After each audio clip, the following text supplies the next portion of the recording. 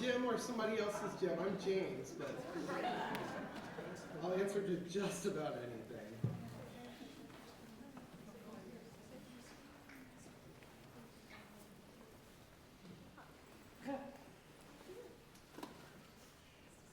It's 6 o'clock, so we'll start. In the terrible years of the Yezhov terror, I spent 17 months queuing outside the prisons of Leningrad, writes the poet Anna Akhmatova, describing the Great Purge in Russia from 1936 to 1938, in which protesters who dared to criticize the government were jailed, including her husband and then her son. She continues, on one occasion, someone recognized me. It was a woman who was standing near me in the queue with lips of a bluish color and who, of course, had never before heard my name. And now, waking from that state of numbness which was characteristic of us all, she quietly asked me, for everyone spoke in whispers those days, can you describe this? And I replied, I can. And then something like a smile flickered across what was once her face. For those of you who don't know me, I'm James Hall. I'm the director of the Rose O'Neill Literary House. I'm a poet who is alive with you in this time and this place, and like you, bearing witness to an America that increasingly feels divided, if not downright dangerous. The poet's duty as scribe and witness is not so different from that of our guest today, John Harwood, who for 4 decades has been reporting on national politics, covering the White House, elections, and economic policy, among many things. But I'm getting ahead of myself. First, a little bit of business. First, and let me say what a sincere pleasure it is to welcome you today to the Richard L. Harwood Lecture in American Journalism, now annual. Yes.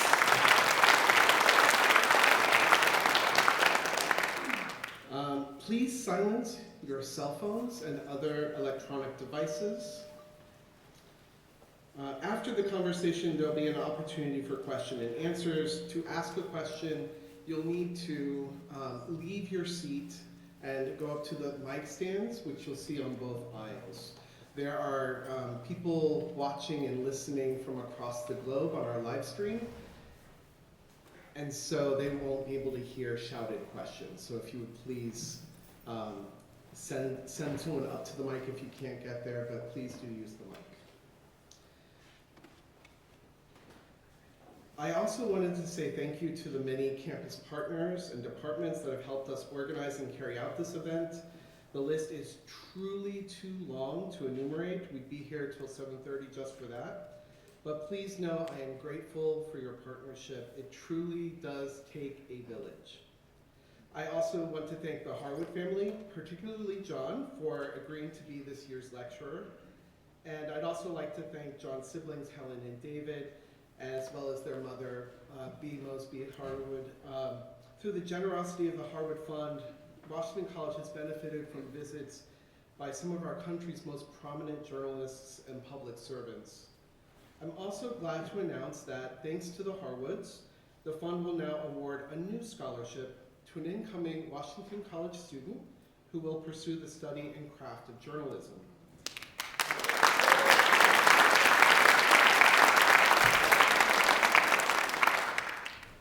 The Richard L. Harwood Lecture in American Journalism is presented annually by a distinguished journalist and intended to honor Mr. Harwood's dedication to truth and beauty. In addition to news articles, Mr. Richard Harwood authored books and essays and even penned an original screenplay for the film Under Siege. Has anyone seen that? It was a 1986 film, so that only privileges a few of us. I did see it on ABC when I was 10 years old. I had no idea that this would then be a moment that I would. Life is strange. So he was named, Mr. Harwood was named to the Hall of Fame of the Society of Professional Journalists in 1997.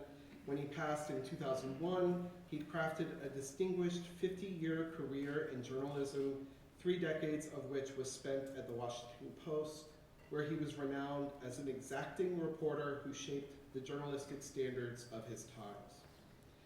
Mr. Harwood was also a friend of the college, serving as a trustee, a journalism advisor, and senior fellow and professor here. I'm glad that through this series and now newly minted scholarship, we can continue part of Dick Harwood's legacy of educating and shaping the next generation of American journalists. Let me now turn to introducing our guests today. John Harwood has covered the White House, Congress, national politics, and the economy for America's most prestigious news organizations. He has interviewed every president from George H.W. Bush to Joe Biden, and he received an Emmy nomination for his hour-long live CNBC town hall with President Barack Obama.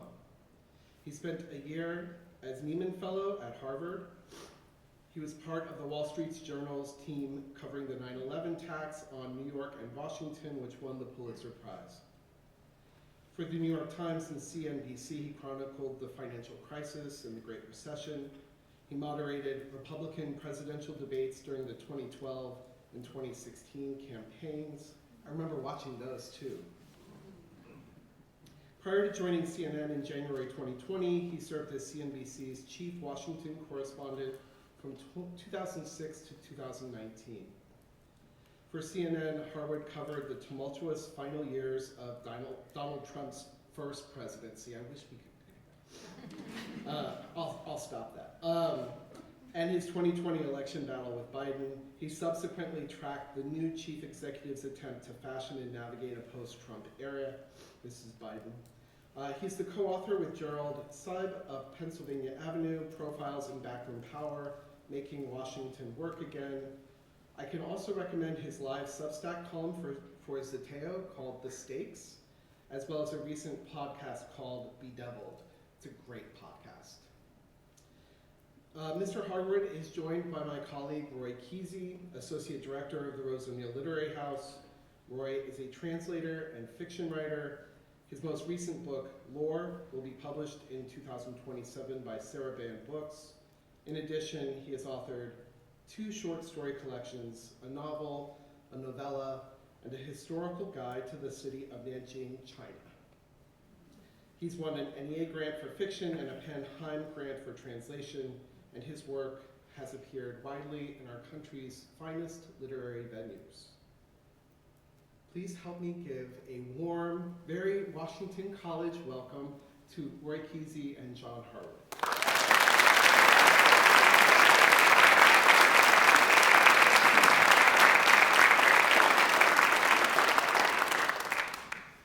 Thanks very much, James. I appreciate that, all those kind and very, very true words. My bio felt a little long in comparison, frankly. Thanks to all of you for braving the ice tonight to join us. It's great to see so many of you out. It's great to see so many students. Thank you, John, for joining us. This is a wonderful thing. Delighted to be here.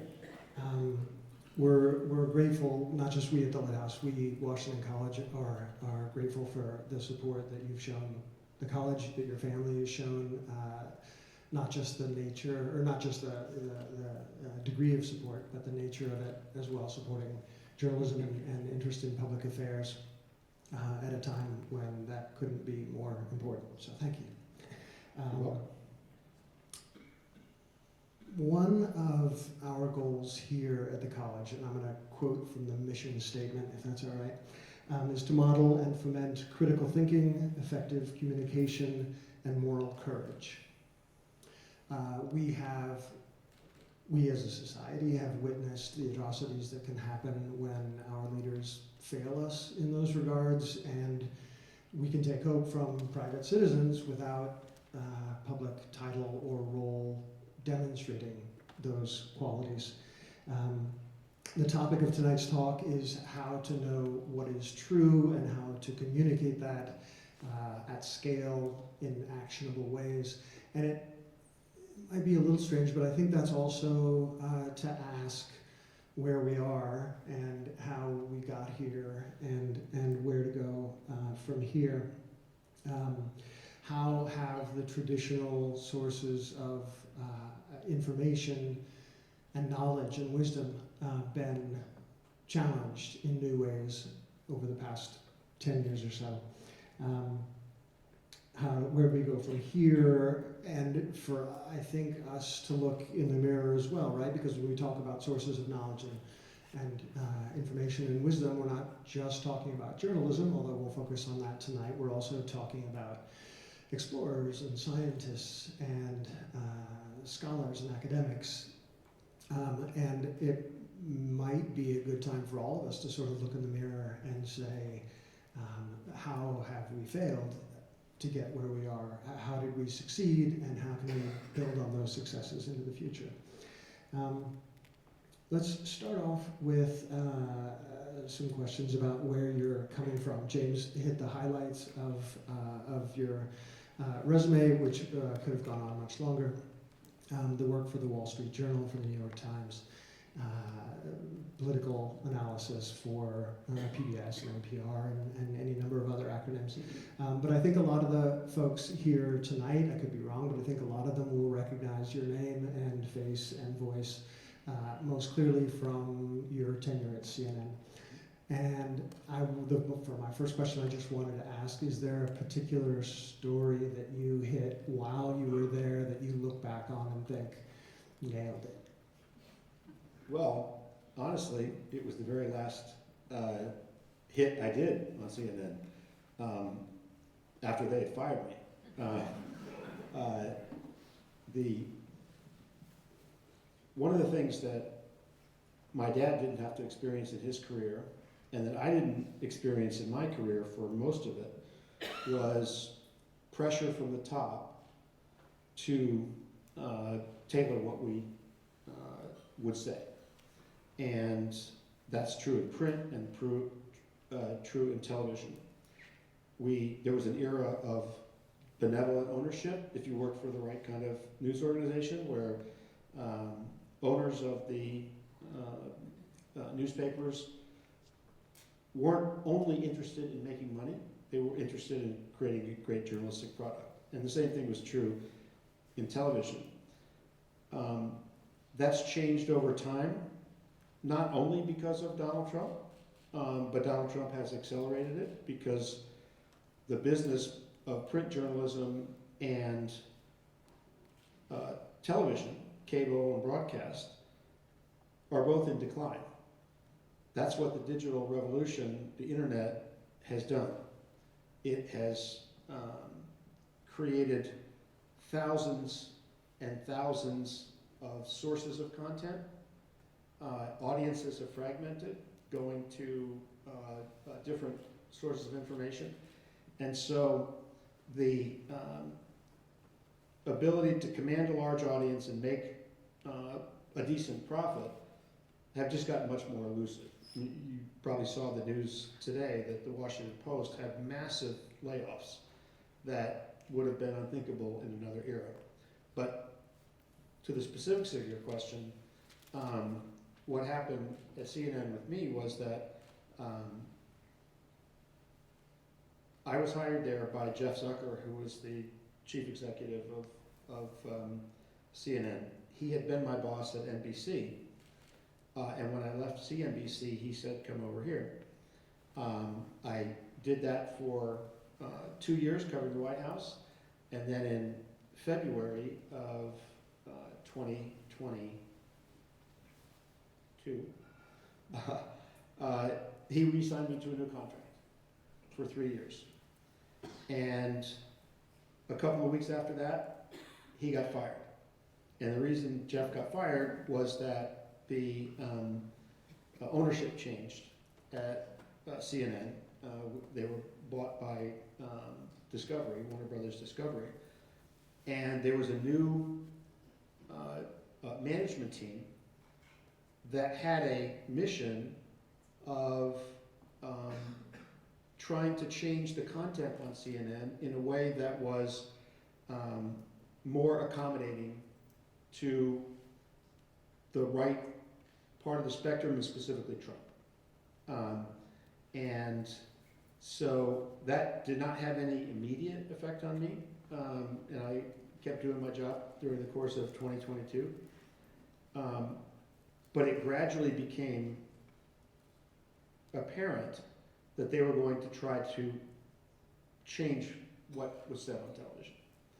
And it's kind of a funny story. I mean, I thought it was funny. In the midsummer of 2022, I was having a dinner party, and I was holding my phone while I was setting up stuff for dinner, and I saw that one of my colleagues at CNN had been fired. A guy that you might be familiar with, Brian Stelter, who writes about the media, but does it on TV.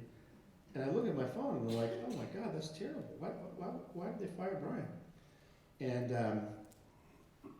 And we had the party, cleaned up, got in bed, looked at my phone, and my boss sent me a note and said, can you come meet me in my office tomorrow? And I'm like, oh my God, they're gonna fire me too. And so I went in, and it was kind of a hilarious conversation. This is the person who had just signed me to a new contract. So this wasn't her decision. This was a decision imposed upon her. And so she was kind of apologetic about it. And it was,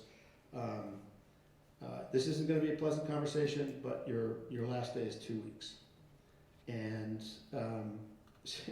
she said, what would you like us to say about it? I said, what do you mean, what would I like you to say about it? She said, well, do you want us to say that you wanted to spend more time with your family? And I said, no, I'm a journalist. I'm not going to make up some BS like that. Just don't say anything. So I didn't. And she said, you don't have to come to work for the next 2 weeks. And I said, I want to work. So I came to work. On the very last day of my tenure at CNN, I went and did a hit that I would do every few weeks on the morning show when I was on set with the morning show. And I whispered to the anchor when we went to a commercial break. I said, hey, this is my last one. They just fired me. She's like, what? Crazy. I go to the White House, do my shift at the White House.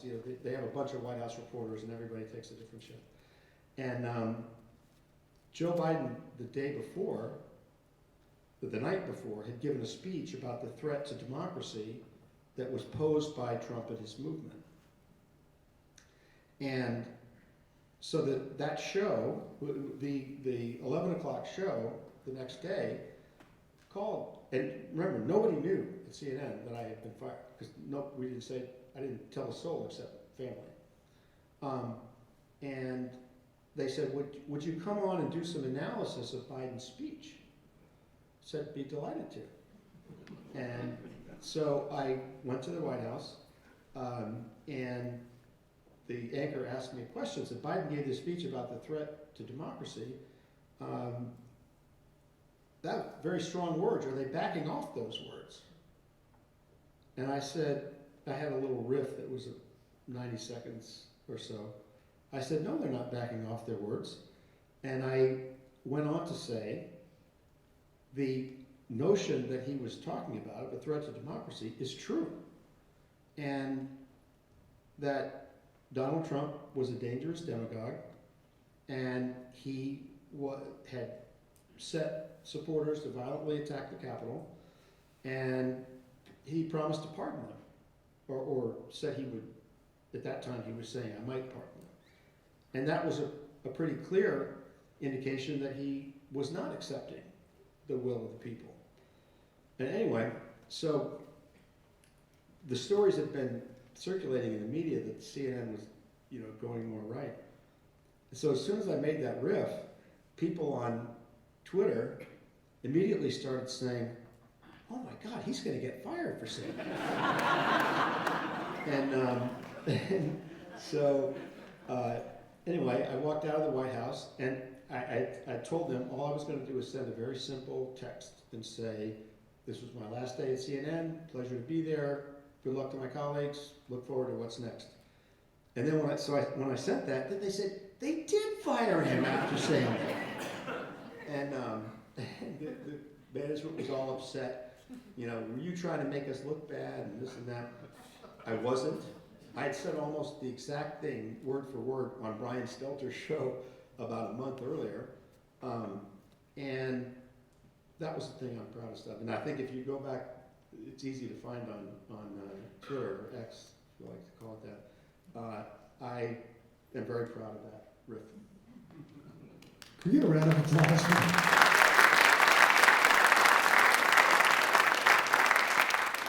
It was nice to spend more time with my family. And since I had just signed a new contract, they had to pay me for 3 years not to be on television. How do you apply for a job like that? My next question was going to be about whether or not John was willing to talk about the end of his tenure at CNN. I feel like we've pretty well got that covered. I guess my next question in the theme of the evening's talk is to ask you about the main challenges to truth finding and truth telling. And you've spoken to that a little bit, but maybe we could reach farther back. And has there been this sea change that there kind of feels like there has been in terms of the challenges changing and maybe becoming more acute? Well, I don't feel like there's a challenge of truth finding. I think there's a challenge of truth accepting by a significant chunk of the American population, encouraged by Donald Trump and the Republican Party. You know, if you listen to what Donald Trump says day to day, almost none of it's true. And nevertheless, he's got a base of, let's say, 35% of the American people, probably closer to 30%, but he got enough votes to win election twice because of other things other than intense devotion to him. But there's a populist movement that's true throughout the Western world that is anti-intellectual, that rejects objective facts of various kinds. And I mean, you see it in RFK Jr. and what he's doing with vaccines and health policy.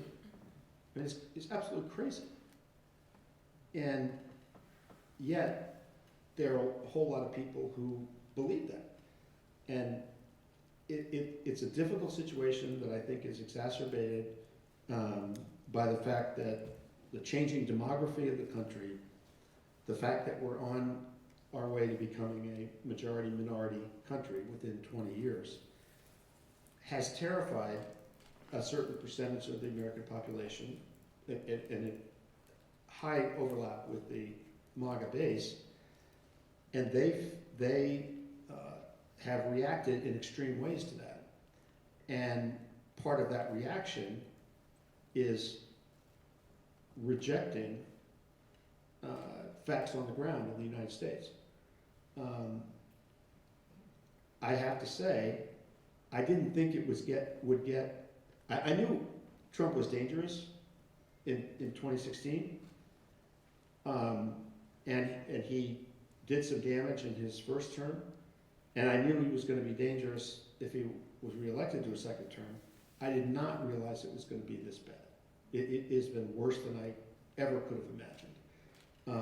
And, you know, I mean, everybody's seen the examples.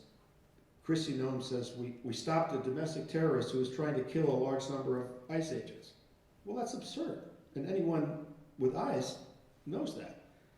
But they repeat over and over things that aren't true. Donald Trump talking about what happened in the 2020 election. He lost the election. And he, in his narcissism and drive for retaining power or whatever, cannot give up saying that, and he has compelled the Republican Party, most of whom in Washington know that it's not true, but they have to repeat it. So I guess what I'm saying is, there are not multiple realities, there's one reality. And there's not two truths about, whether Donald Trump won in 2020, there's one truth.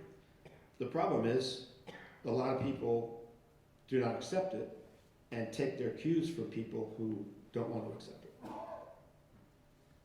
Right, yeah.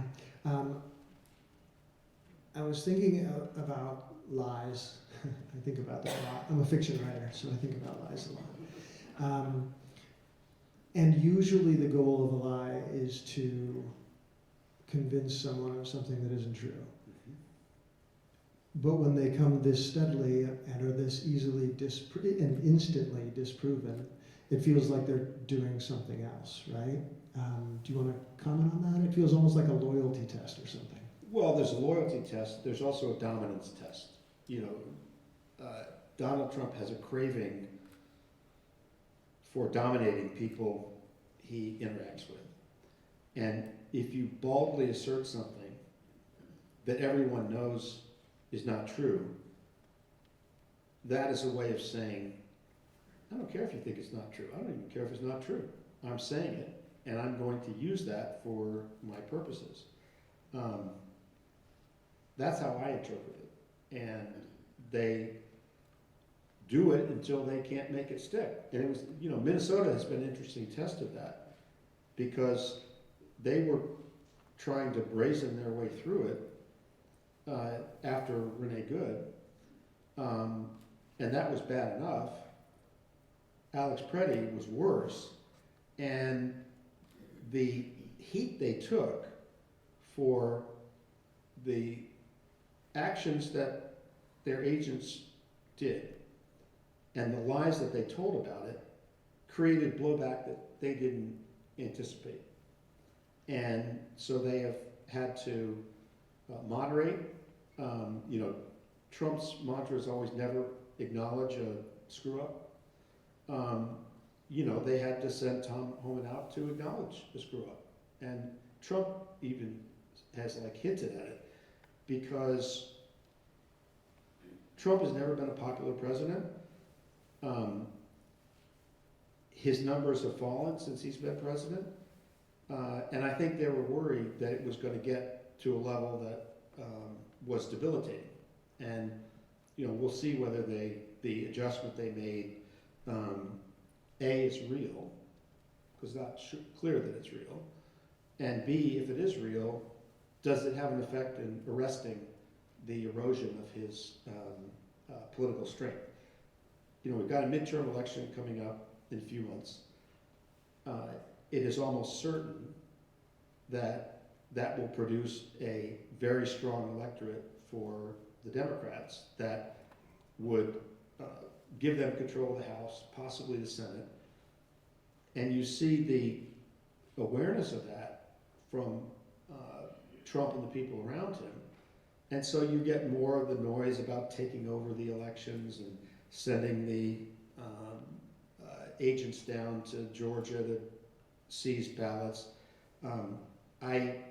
As somebody who's temperamentally an optimist, I think we will have elections, and I think they will not be able to subvert the results of the elections, but we don't know that, and we don't know, what sort of intimidation is going to take place at polling places, ICE, and all that sort of thing.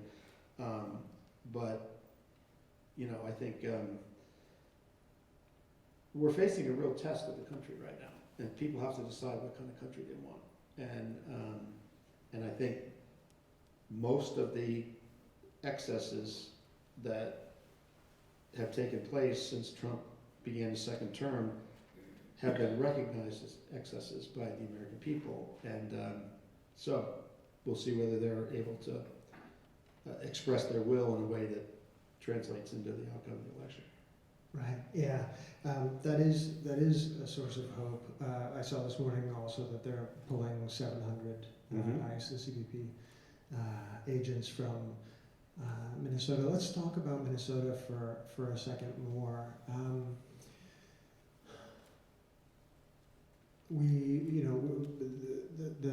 There was an action taken recently, and I know you've talked about it on your podcast, but I wonder if you talk about it a little bit here as well.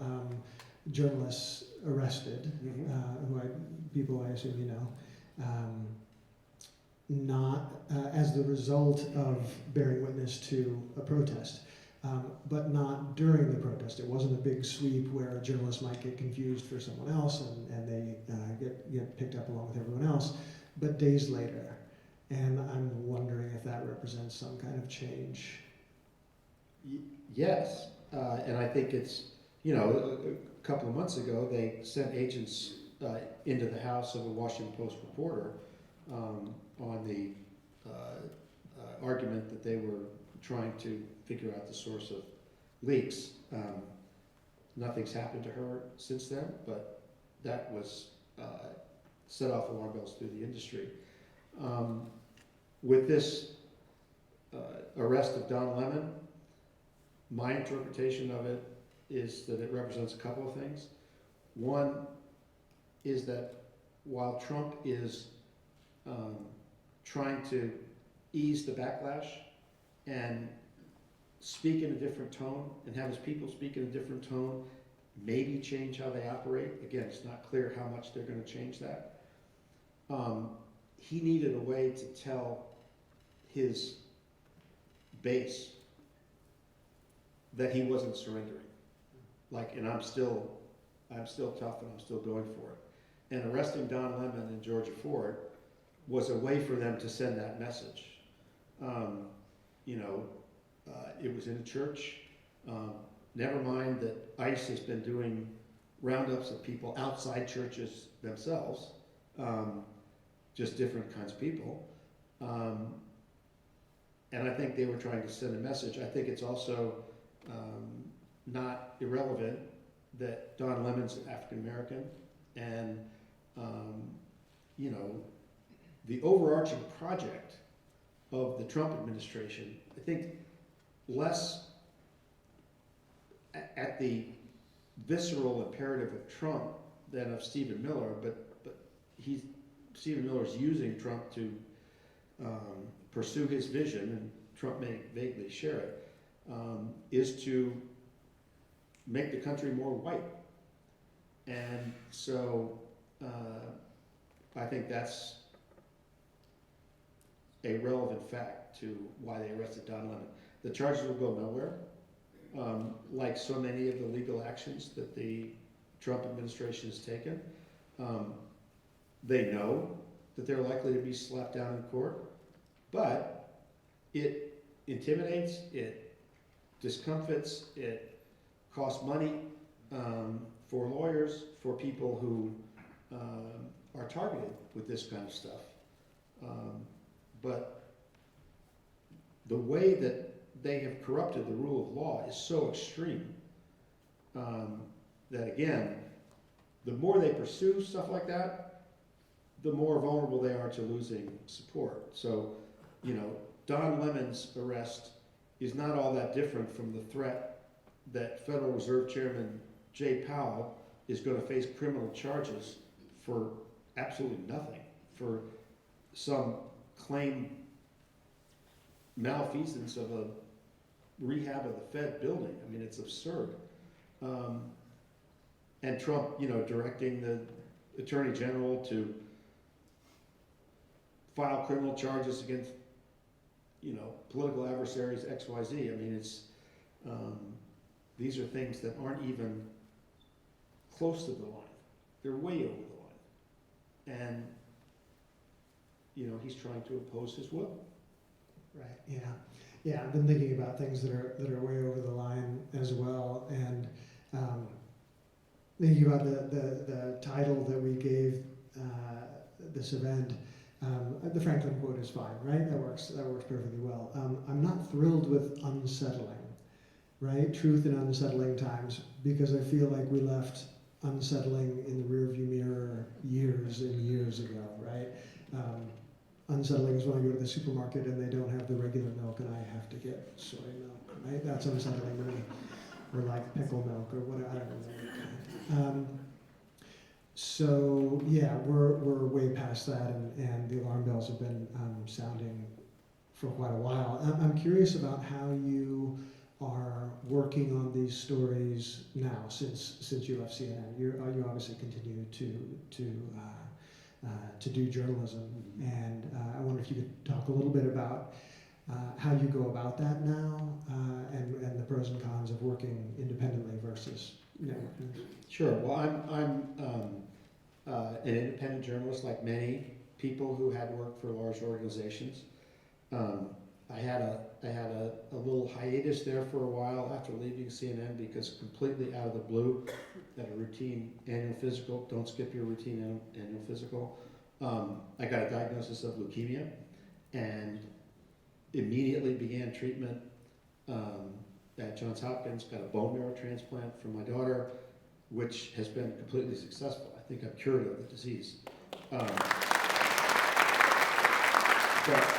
as I was recovering, I was approached by an online magazine called Zateo that was founded by an old colleague of mine from NBC days, and asked to join this independent effort. And you see this with publications like The Bulwark, which is former Republicans who are speaking up about what's going on in the country. And you see people like Jim Acosta, one of my old colleagues at CNN, who started a show on Substack or on YouTube. Jim Acosta, Don Lemon himself has a YouTube show and a Substack. And so these are platforms driven by individual journalists that are not subject to corporate pressure, but of course don't have the reach that big news organizations have. That opportunity cost is less than it was before because the reach of the major media organizations is also smaller.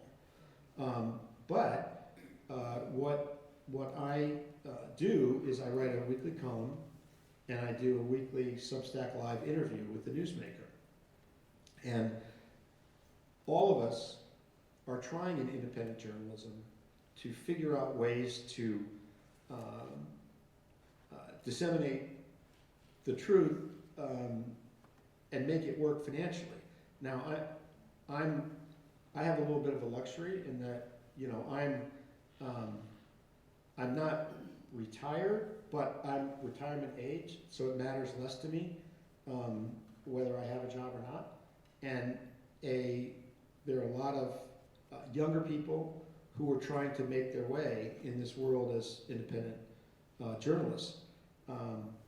And it's funny how the business works. You know, people have, I don't know how many of you subscribe to Substacks. Heather Cox Richardson, for example.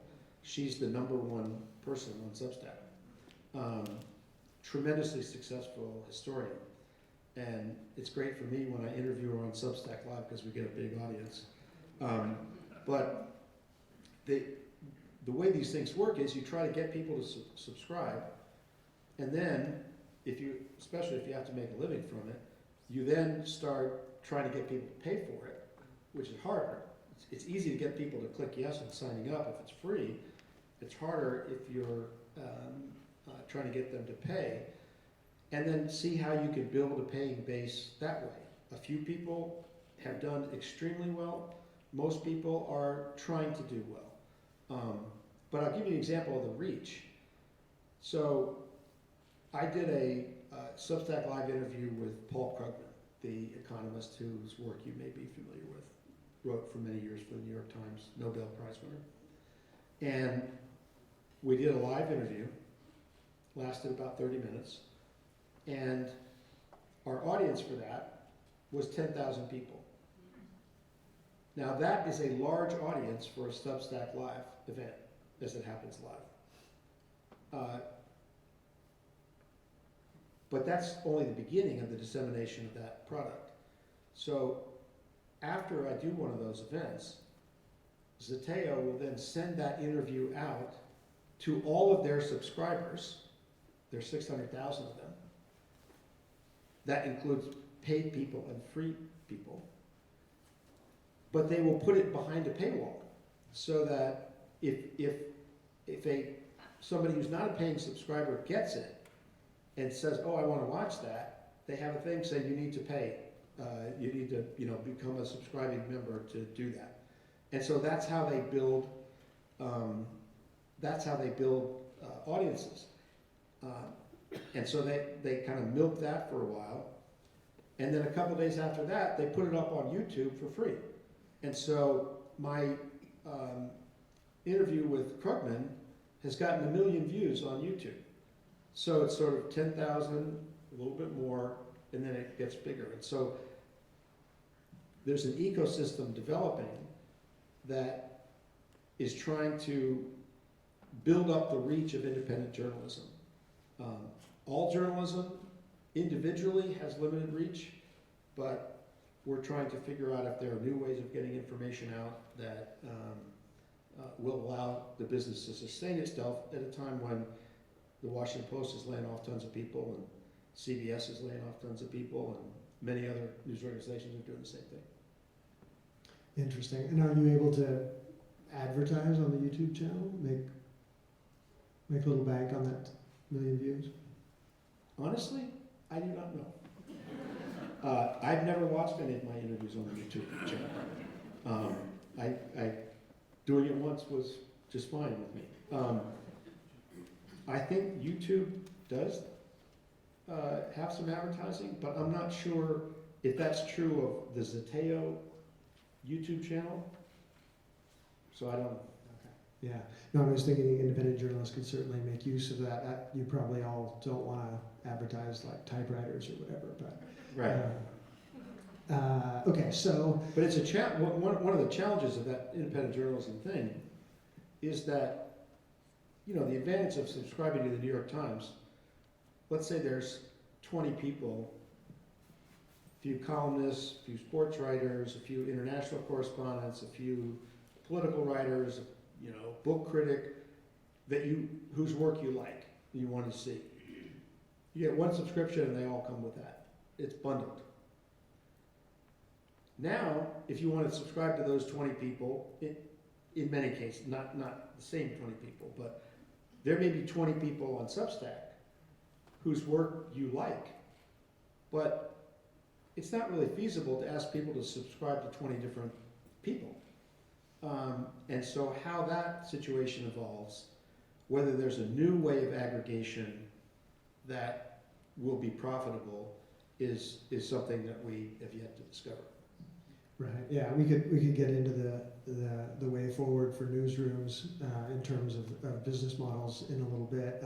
I've never thought of newspapers as the original bundle, but I guess in a sense they were.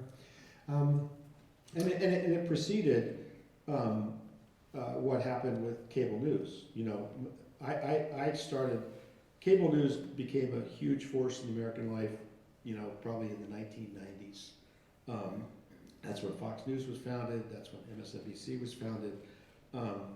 And when you subscribed to cable, you would get a whole package from Comcast or whoever your subscriber was. That was a bundle, a whole bunch of channels. But increasingly, people didn't want to pay for a whole bundle. They maybe wanted to pay for a third of that. But they only cared about two things, or maybe all they cared about was ESPN or CNN. And so once people figured out that they could go that way, the whole cord cutting and the unbundling happened. I have 3 grown children, none of whom have considered for half a second subscribing to cable TV. It's like, why would I do that? It's not worth it. And I don't know all the ways in which they get their stuff on TV, and there's YouTube TV and various other ways in that they can get the particular things they want the most. But that's the nature of the industry now. It's much more specialized and individualized and oriented around niches. Right. Yeah. I was thinking about my own, to get away from business and back to the job for a second. I was thinking about my own understanding of political journalism as a job and how that was formed really from this great documentary I saw called All the President's Men with Robert Redford and, yeah, you remember that. Jason Robards.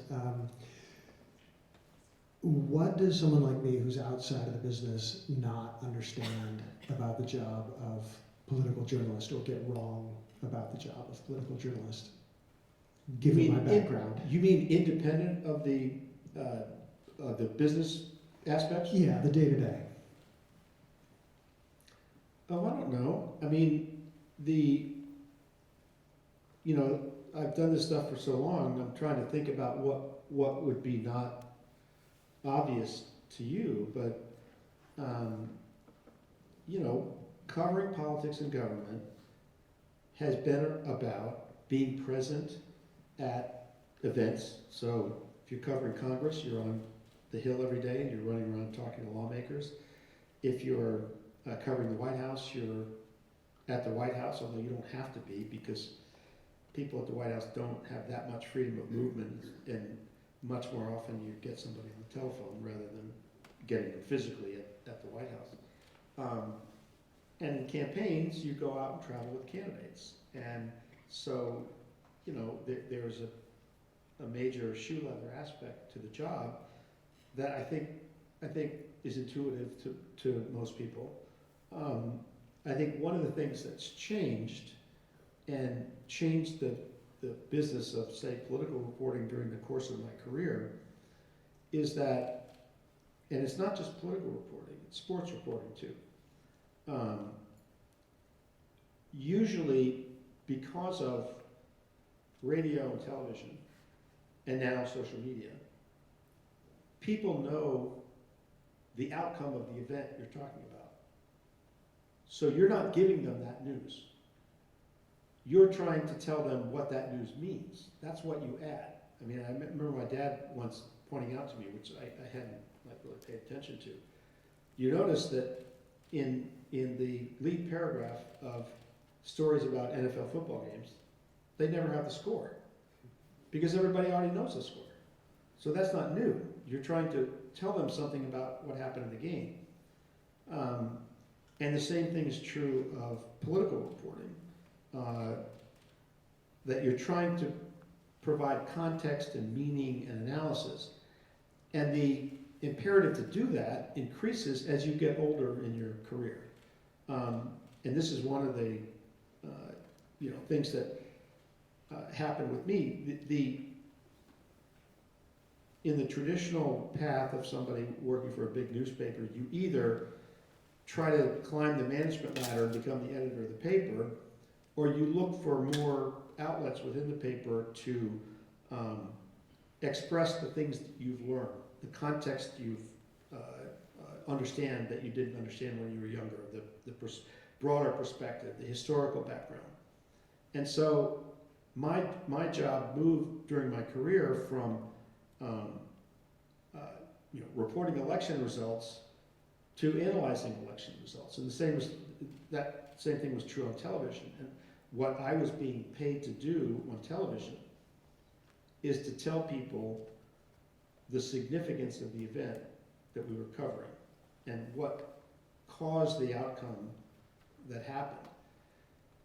And that's why, when I would come on CNN and talk about Trump, I would be saying, I would be giving an analysis that was based on what I knew and had learned about how the presidency works, how our democracy functions, how Congress works. And the part of what CNN did to try to placate Trump more was to do less analysis and more straight balls and strikes, as they call it. And, some people have said, well, did you feel pressure to, while you were there, to say things differently or to edit yourself uh,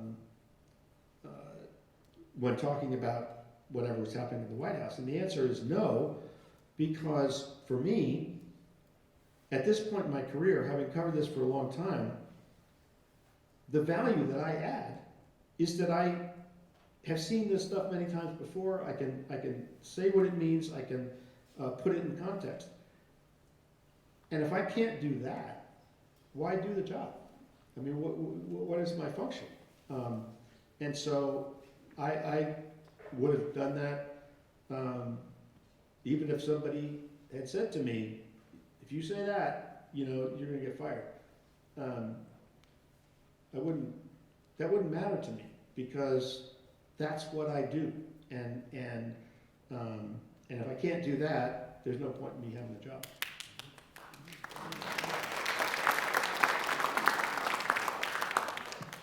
So speaking of context and knowing things and showing up and being able to do analysis because of all the stories you've covered in the past, I was thinking of some specific coverage that you did of the end of apartheid as a government structure in South Africa.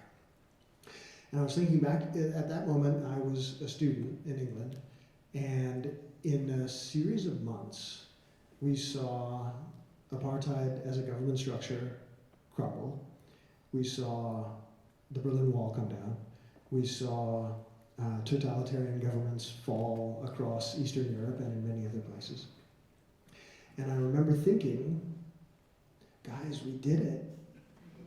We fixed it. Nothing bad is ever going to happen again.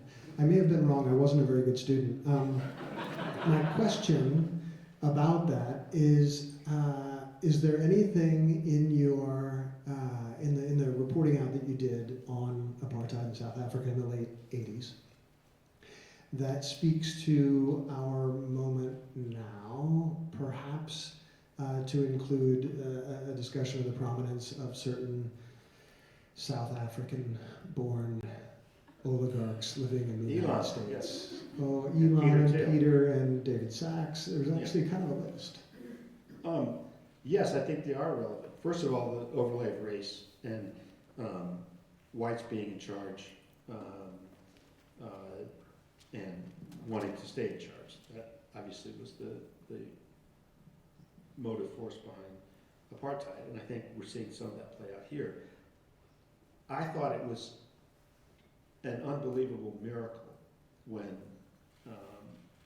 F.W. de Klerk stepped back and basically accepted the fact that the government was going to change. That was a miracle, and the way Mandela handled the transition was also miraculous. That they did it with a minimum of recrimination.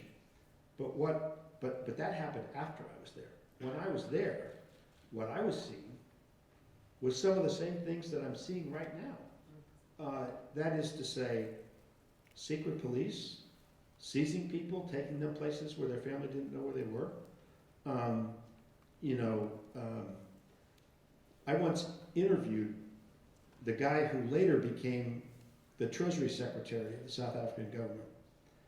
I interviewed him, and he wore a disguise because he was wanted for arrest. And I, had lunch with him at a restaurant, and he had to take care to conceal his identity. We're seeing some of that same stuff happening now, and the crazy hook is the idea that Donald Trump has now shut down refugee admissions almost entirely, with the exception of white South Africans, on the pretense that they face genocide in South Africa. First of all, that's completely false. There's a lot of crime in South Africa, and some of the white farmers that they say are facing genocide, have problems and have crime problems. That's true. There is no genocide or anything approximating genocide. But Elon Musk has blown this horn, and the other South Africans that you mentioned, and Donald Trump intuitively is sympathetic with it because Donald Trump has been a racist his whole life, and the idea that whites would be under threat is something that makes sense to him. And so, yeah, it's unnerving how close the parallels are. And, you know, is it as bad here as it was in South Africa? No, it isn't. And, you know, are people being killed on the scale that was happening in South Africa? No. But things that are happening now that we can see because people have cell phones, and what we hear from their lawyers when they finally get connected with lawyers are things that shock the conscience. And yeah, I never thought I would see it in this country. Yeah. Yeah, I was thinking of, I think it was yesterday, there was an interview with a woman who was sort of standing, bearing witness outside of her kid's school, and she was wearing a mask. And it was, right, it's the need to protect identities, not of the ones who are most famous for wearing them. All right, so I wanted to talk about a couple of the other challenges that you're facing, and one that we in higher education are facing as well. The society generally, I guess, and that is the effects of generative AI. As a writer, as a creative writing professor, I have lots of thoughts about them. All of them are swear words, but I'm wondering about its effect on journalism, its ability to falsify text and images and movies, its ability to filter and manipulate things, the generative AI chatbots like Grok that are created and modulated by people with political agendas. And I'm wondering about the effect of that on journalism. Well, it seems to me that you put your finger on two different things. One is the use of AI and the effect on journalism. Let's just take the manipulation aside. Straight AI is already affecting journalism, is becoming a justification for reducing staffs of newspapers because AI can generate. You can plug in some facts and AI will generate a story.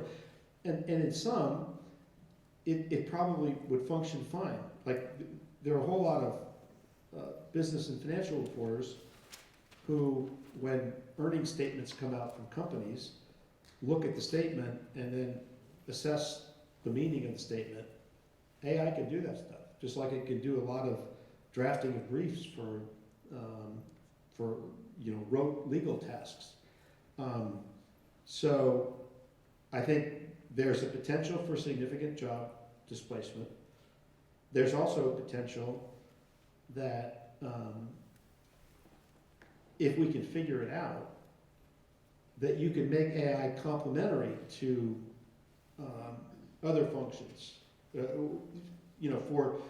So the problem is it probably depends on a healthy industry, but in theory, if you had AI that could do a lot of rote tasks at newspapers, you could free journalists. You wouldn't have to lay off journalists. You could free journalists to go do deeper investigative reporting, for example. Now, it's not going to work that way right now because there's not a model for sustaining journalism profitably, and so it's more likely to become an accelerant of the reduction in workforce at newspapers. It may allow some newspapers not to go out of business because they can generate content more cheaply. But the second issue is the falsification and the deep fakes and all that stuff. That's a huge problem. And I don't know what the answer to that is. And what I don't know is to what degree is it possible for somebody to have a quick assessment of whether a photo is fake and whether a block of text is fake. is that one AI checking the other AI? Or I don't know how exactly that works, but I think it's an amazing tool. I haven't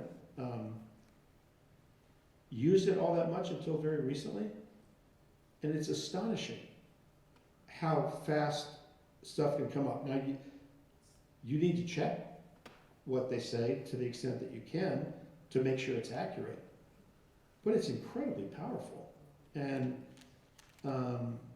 you know, I know a lot of people are worried about doomsday scenarios where AI, you know, takes over the nuclear arsenal and decides the time is right to start World War III. You know, I'm hoping that the people creating AI can manage to avoid that. But as for augmenting the dissemination of information, you know, there's a lot of potential if they can figure out ways to do it without destroying what human beings can do.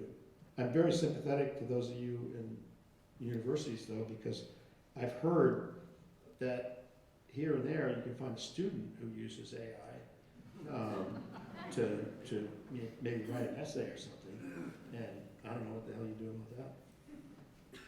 I wouldn't know.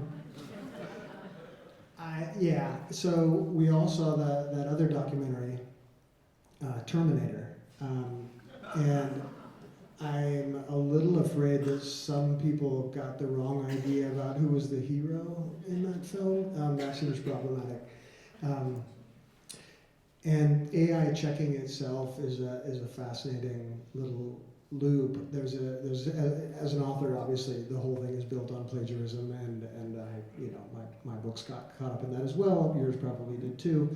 And there's a situation now where people are putting their books written, published in, you know, the 1990s or the early 2000s into AI checkers, and they're being marked as 70% AI because those were the books that were used to train AI, and AI is just recognizing that text that they used to build themselves. Well, like here's one little practical thing. It's very small, but I wrote a column last week that referred to John Thune, the Senate Majority Leader, and I mentioned that he had been an Eagle Scout in his youth. My memory is that he told me that, and that has been an accepted part of his bio. And so the fact checker on my column called back and said, we can't find any verification of the fact that he was an Eagle Scout. And by the way, I'm very impressed that this independent media organization has a fact-checking process that's as strong as any that I had at the New York Times or the Wall Street Journal. And so I checked, and I put the question into Google. I guess that's Gemini, is that right? That's their AI thing? And it said, yes, John Thune was an Eagle Scout, and you know, it had a couple of other things. So I sent it to the fact checker, and he sent me back one from ChatGPT that said, no, John Thune was not an Eagle Scout. And so anyway, we took it out because we weren't sure of it, but that's kind of crazy that you've got two major platforms like that that are diametrically opposed on a little factual question. Yeah, I mean, it's interesting, and I think it happens because they're not in the business of truth, they're in the business of prediction, right? They're predicting the next word to come. And that might be how that happens. There's one other challenge that I wanted to ask you about, and you alluded earlier to media ownership having changed and having a different sort of ethos than previous owners might have had. This is a kind of a roundabout way at it, but I'm wondering about the effect of this unprecedented consolidation of wealth in this country and the 15% or so of the American populace that's okay with it, and what it means when media owners are in that 15%. And not just media owners, right? We can all look in the mirror when tech leaders and venture capitalists and university presidents, Ivy League board members, right? That these people are in that 15%. We all have some work to do, but I'm wondering what it means when media owners are in that 15%. Well, I think it really complicates things, and it exacerbates the problems associated with the decline of the business model of those organizations and the fragmenting of audiences. Just take, for example, the Washington Post, where my dad had a very long career, as you heard in the introduction. That was owned by the Graham family. The Graham family was a very public-spirited family. They weren't trying to squeeze every dime out of the Washington Post. But they also didn't really need to, because at that time, newspapers, generally speaking, had a monopoly within the cities in which they operated. Because over time, you saw competitive newspapers, the second paper would fall, usually an afternoon paper, go out of business. And so they were a benevolent family. The Sulzbergers with the New York Times the same way. The Chandler family with the Los Angeles Times, same. Not that all these people were angels or anything, but they were, generally speaking, committed to very robust news products. And that's what they cared about. Well, the Washington Post is now owned by Jeff Bezos, who's got, the Washington Post is like this little speck on his array of activities. And many of those activities, including the cloud and, their space business, are dependent on government contracts. And if you have a president, as we now do, who is willing to squeeze those owners because he doesn't like the news coverage, the owner's got to make a decision. Am I willing to pay the cost of that, and tell the president to buzz off, or am I going to change to try to ingratiate myself? And in the first Trump term, Jeff Bezos did the former. And he had a very strong editor, Marty Barron, and he said, we're not going to shrink, and I got plenty of money, and we're gonna keep this thing going. And they had a surge of readership and digital subscriptions and all that stuff. And it all went down under Biden, who was just not good for business in the news. He's a boring president. And people had gotten addicted to the kind of adrenaline rush of like, what crazy thing is Trump doing today? And now that Trump is back and displaying a greater willingness and less restraint about applying his power and squeezing organizations and squeezing institutions, Bezos made a different calculation and is saying, I am going to give in to that. The owners of CBS were trying to make a merger, and they thought that they would have more difficulty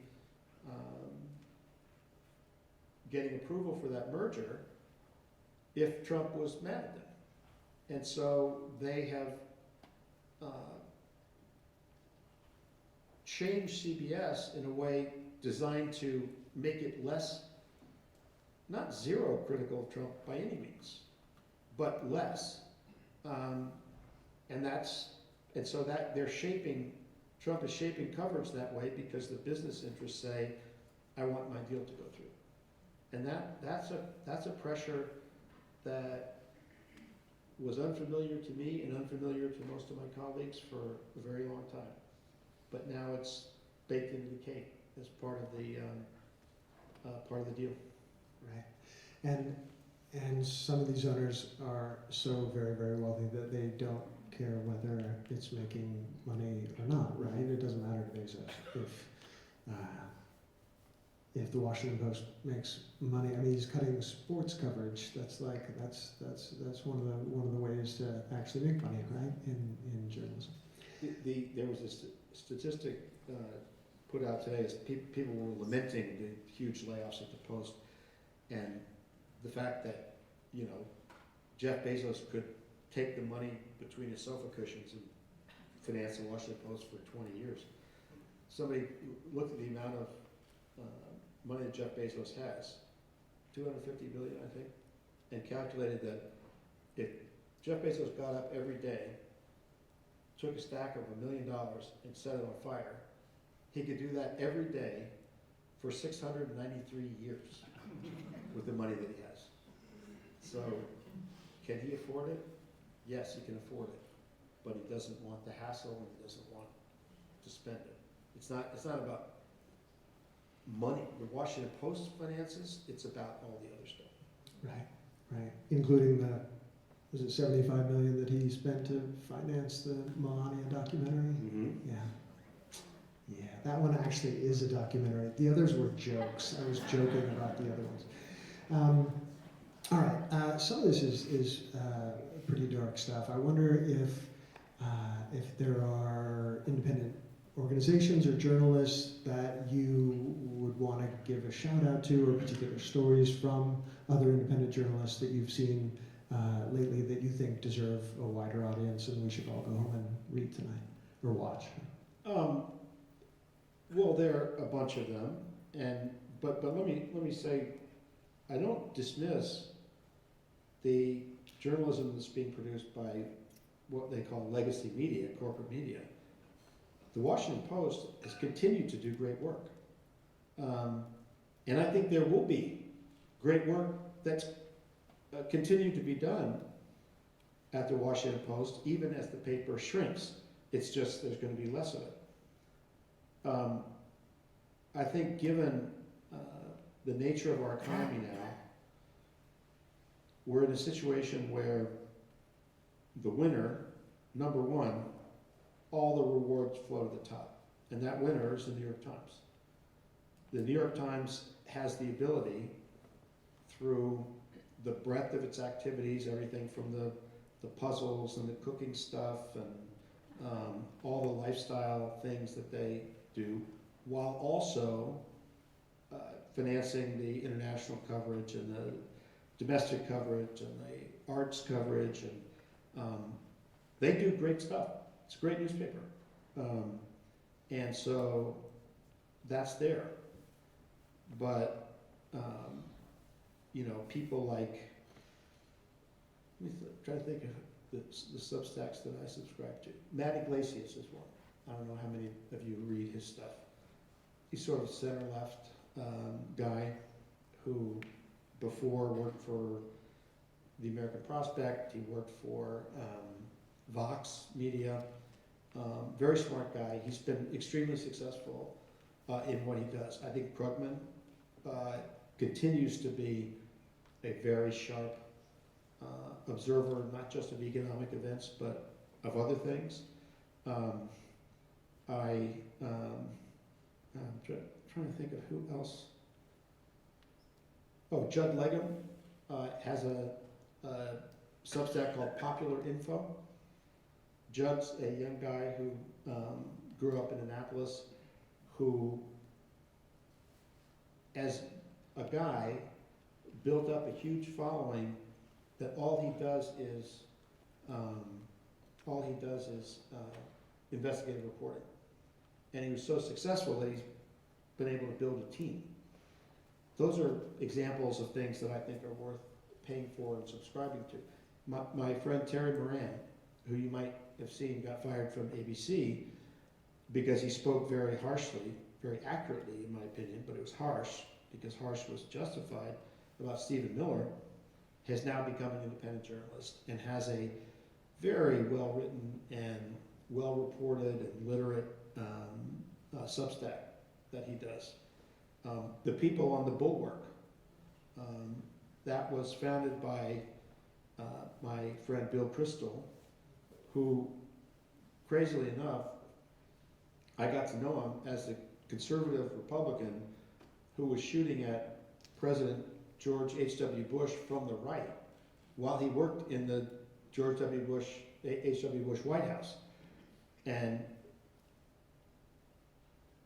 he has been one of the conservatives who has not knuckled under to Trump. He's sort of like me. He's at an age where he doesn't care, and so he's going to say exactly what he thinks. And he started the Bulwark, and he's had people like Tim Miller, who you may have seen on TV, former Republican National Committee spokesman, Jeb Bush spokesman, Sarah Longwell, another Republican, a former operative. They have built a tremendous team. That's worth paying for on independent media. So those are some examples. All right, thank you. I've tried to stay away from the sort of evergreen stuff, but one of the things that I'm proud of here at Washington College, we have a thriving journalism, editing and publishing minor in the English department. We have a terrific communication and media studies department teaching digital storytelling, critical media theory, and 4 student publications, including the Elm, the student newspaper. And so I'm wondering, there's the shout out, I'm wondering if you'd mind sharing advice for aspiring journalists or aspiring political journalists, things that you maybe wish you had known when your career was taking off. Well, the problem with me giving advice to younger journalists now is the world is so different than it was. When I came up, there was a path, and it was very similar to the path that my father followed.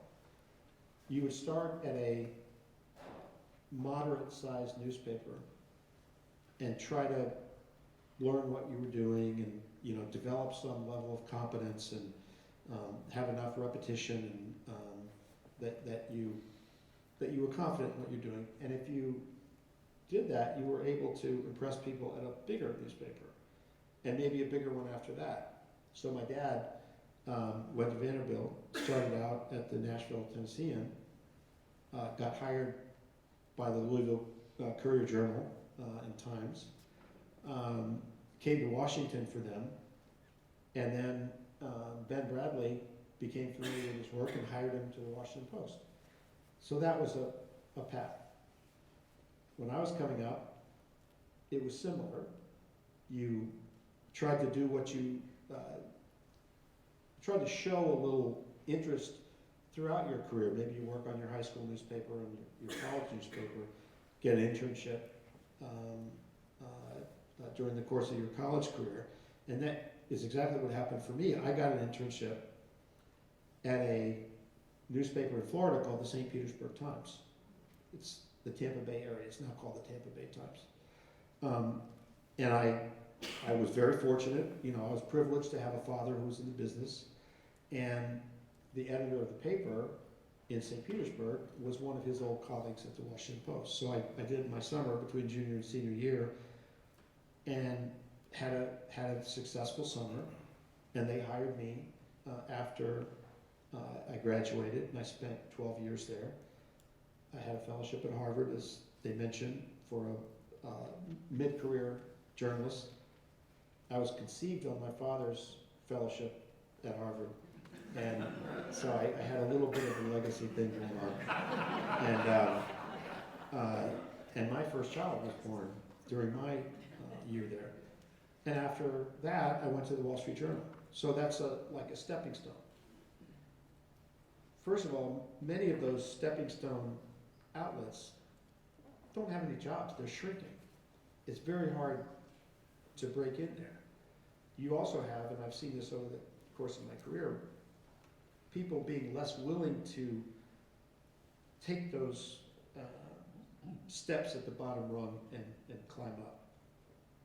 The analogy in television, and television was a later in life thing for me, not a career. But you would get out of school, whether you covered journalism or a broadcast major, and you would go to Fargo, North Dakota, and you would be a reporter on the Fargo station, which was tiny. And you'd probably set up the tripod and shoot your own shots, put yourself into focus and do the news, all do it yourself. And then you move up and you go from market size 100, and you go to market size 70, and then market size 30, and you try to get to one of the top markets.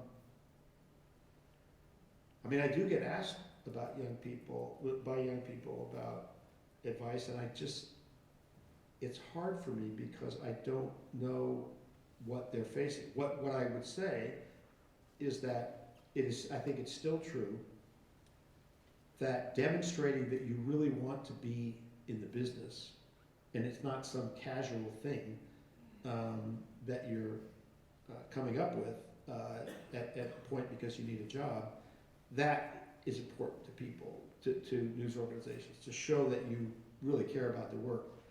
I used to do career counseling for seniors at Duke, where I went to school, and I was kind of surprised at the number of people who like majored in political science, and they said, "Oh, I want to go into journalism," and I said, "Well, where are you looking?" "Well, I'd like to go to the New York Times." "Did you work on your college paper?" "No." That's a very difficult thing to do, and that would take something to get a job in that way. So you got to show some want to. I think I would emphasize versatility, that people should be prepared to be able to write, be able to talk to camera, be able to operate a camera, and take pictures and video. Because increasingly, especially in the world of independent journalism, but increasingly at major outlets as well, you're asked to do more things. And so I think being prepared in a way that allows you to move in different directions is important. And mostly I would say God bless you for going into journalism, because it's a tough time to go into the business right now.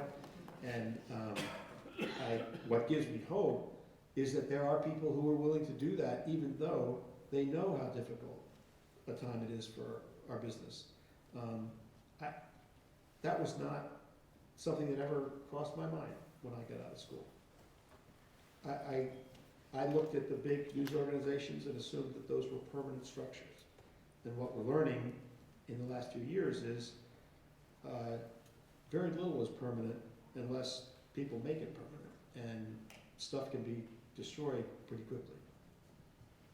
All right, in summation, best of luck. Thanks very much, John. I want to open the floor up now to any questions that you all might have. As was pointed out earlier, we've got microphones there on the middle level, and I welcome anyone, especially students, to make their way up there and ask any questions they might have.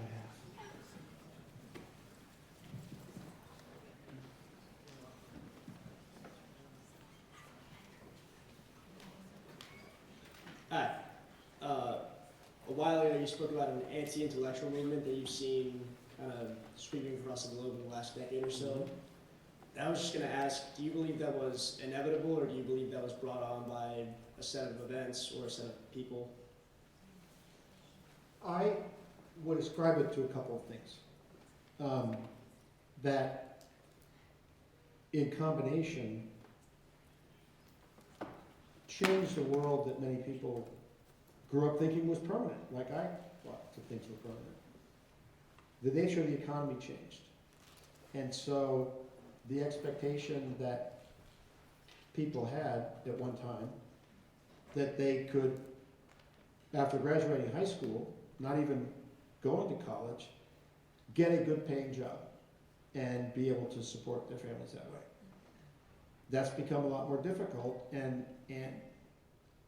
particularly for those people with less education, because what they were, in many cases, getting paid for was physical tasks. And increasingly, machinery, robots, and all that, over recent decades, have just decreased the premium for people who were doing physical tasks. That's disorienting to a lot of people and discouraging, and people rebel against that. And globalization is part of that. So the fact that American companies can source earlier steps in the development of products to much cheaper labor overseas, that's cost people and cost jobs and made it very difficult. And adapting to that is difficult. I think the same is true of demographic change, and this is true in Europe as well. Globalization has meant very fluid movement of capital, but also fluid movement of people. And the fluid movement of people has generally been people in poorer countries coming to people in richer countries because they want a better standard of living. And, you know, there was a intense bout of immigration during the Biden years, which caused a lot of political problems for him and became a lot of the fuel for Trump's campaign. But that problem has been developing for a long time, and not just here, but other places. So I think the combination of cultural change, demographic change, and economic change has knocked a lot of people for a loop and made them angry and made them look for people to lash out at or people to scapegoat, and made them susceptible to promises from politicians who are willing to make irresponsible promises. I mean, a small example in the United States, you know, Donald Trump has talked about bringing coal back, you know, as a principal energy source. And the country's been moving away from coal because it's dirtier, it's less healthy for the workers, and it's more expensive. And so you make that promise, and what actually happened was the number of coal jobs during Trump's first term went down. All these tariffs have been implemented in the name of reviving American manufacturing. In 2025, manufacturing jobs went down. And so changes in people's standard of living and expectations about the future, I think, have created a lot of backlash that expresses itself in anti-intellectual ways. Good question. All right, off to the left. Hi, I was hoping to go back to the conversation around AI, which I think also plays into the conversation surrounding this rise in anti-intellectualism. I think from a student perspective, with the increased use of AI, it's something that I feel like I've seen and that some of my peers have seen in terms of students using AI, and in turn, there's a reliance on AI, and not even just students, but pretty much a lot of people I've spoken to, a lot of professionals that I've spoken to. There's this reliance on AI and a loss of ability and a loss of skill in like writing, discernment, critical thinking. While I think, like what you were saying to your point earlier about AI being a tool, do you think there's also a possibility of AI playing into this anti-intellectualism if you've seen that sort of play out in your career? And if you could touch, maybe, sorry, I'm going to repeat myself, I was repeating myself there with the anti-intellectualism bit, but yeah. Honestly, I have not thought of that, and that does not strike me as intuitively a likely problem. I mean, except to the extent that AI becomes a shortcut that actually prevents people from getting an education. Okay, so if people are using AIs to write their papers and not learning the things that you're supposed to learn by taking college courses and writing papers, then that, it's not anti-intellectualism exactly, but it reduces the level of education of the public, of those students, and I think that would be harmful, and you know, produce. I mean, the goal of a modern economy is to move up the value chain by doing more and more things that require advanced thinking. And the less advanced thinking you have, the less likely you're going to get innovation the kind of things that make an economy stand out. You know, and that's one of the dangers, I think, of the current situation with the Trump administration.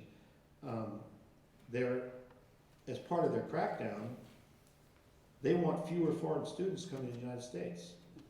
And foreign students, first of all, have been an important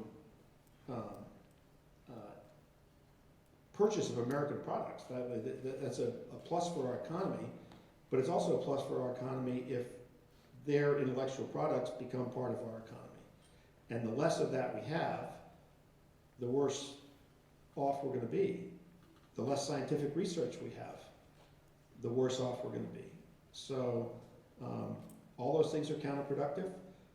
There isn't, I mean, they in themselves are anti-intellectual moves because they don't make any sense.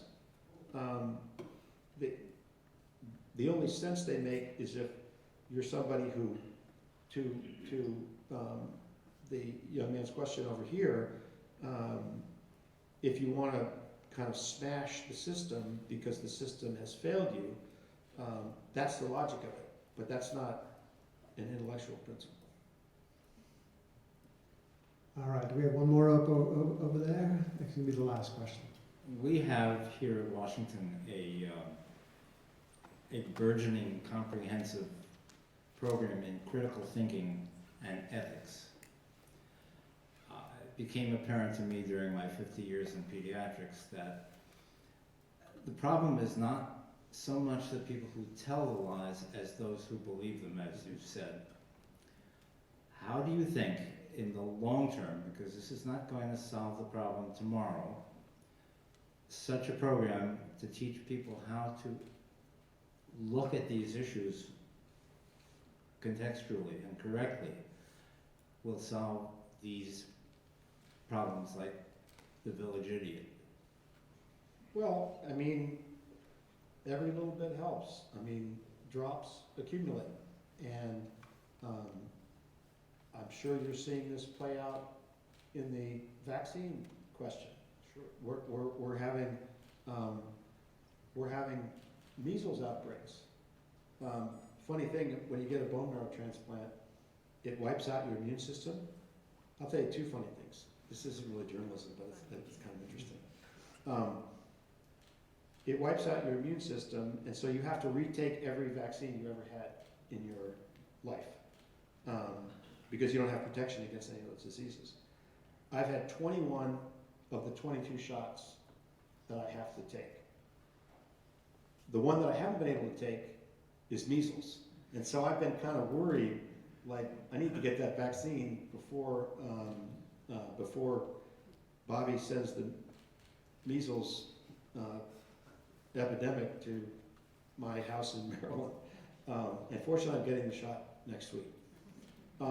Here's the other crazy thing, nothing to do with journalism, but it's a scientific thing.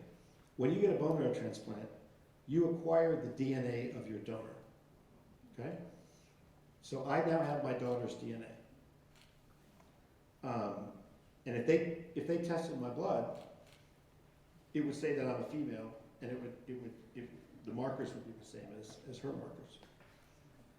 She lives in Ecuador with her husband, who is Ecuadorian.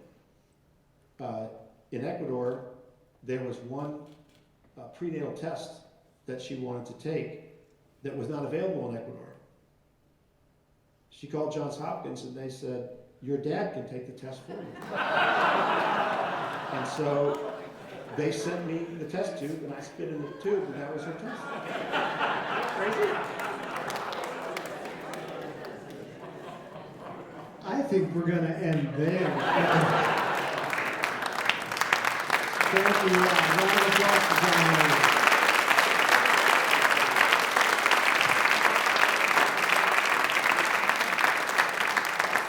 Thank you very much, John. That was a very good time. Thank you again to all of you. Thanks for coming out. Appreciate it. Yeah, that was terrific. Thanks to my colleagues at the Woodhouse and all across campus for helping to put this together.